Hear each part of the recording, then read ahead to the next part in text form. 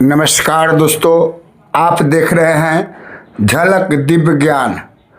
और आज का विषय ऐसा है जो हर उस दिल को छू जाता है जिसने कभी किसी को सच्चे मन से चाहा हो। आज हम बात करेंगे एक ऐसे प्रश्न पर जो शब्दों से ज़्यादा आँखों में आंसू बनकर उतरता है। क्या मृत्यु के बाद पति पत्नी का रिश्ता सच में टूट जाता है, या फिर आत्मा के स्तर पर वो रिश्ता कहीं न कहीं जीवित रहता है? जब किसी का जीवन साथी इस संसार को छोड़कर चला जाता है तो पीछे रह गया इंसान हर दिन एक ही सवाल से जूझता है, क्या वो अब भी मुझे महसूस करता है? क्या हम फिर कभी मिलेंगे, या ये रिश्ता बस इसी जन्म तक था?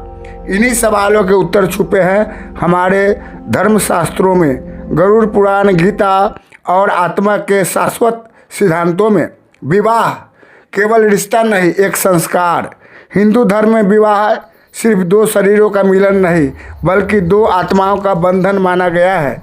अग्नि को साक्षी मानकर जब 7 फेरे लिए जाते हैं तो सिर्फ साथ रहने की नहीं, धर्म, कर्तव्य और सह यात्रा की प्रतिज्ञा होती है।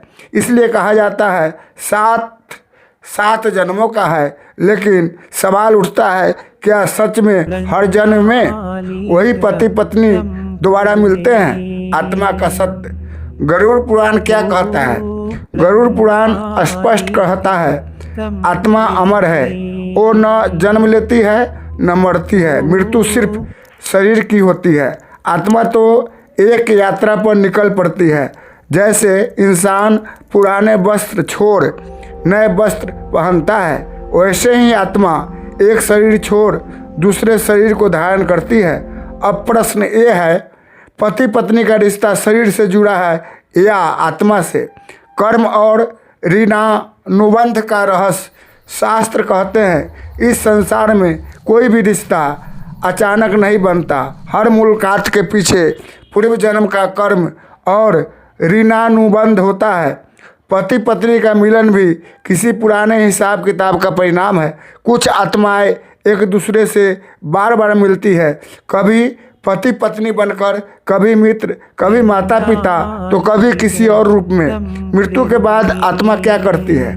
गरुड़ पुराण के अनुसार मृत्यु के बाद आत्मा तुरंत नया जन्म नहीं लेती। कुछ समय तक वो सूक्ष्म अवस्था में रहती है, अपने घर, अपने प्रियजनों के आसपास। वो देखती है कौन रो रहा है, कौन याद कर रहा है, कौन बंधन में उलझा है। इसलिए 13 दिन के कर्म कांड आत्मा को आगे बढ़ने की शक्ति देने के लिए होते हैं। क्या अगले जन्म में वही जीवन साथी मिलेगा? इसका उत्तर ना पूरी तरह हाँ है न पूरी तरह नहीं। सब कुछ निर्भर करता है कर्मों पर।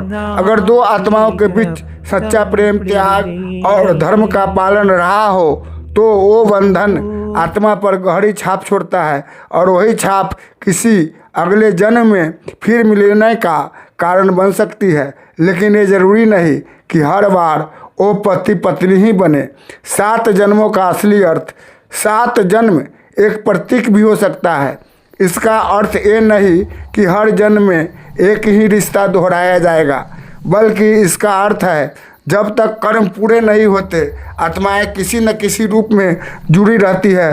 कर्म पूरे हुए रास्ते अलग, कर्म बाकी मुलाकात फिर।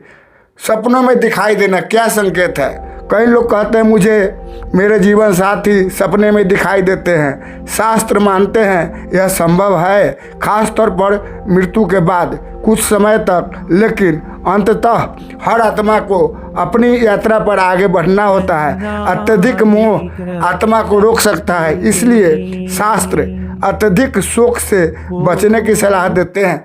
दूसरा विवाह क्या अधर्म है? धर्म इस विषय में स्पष्ट है।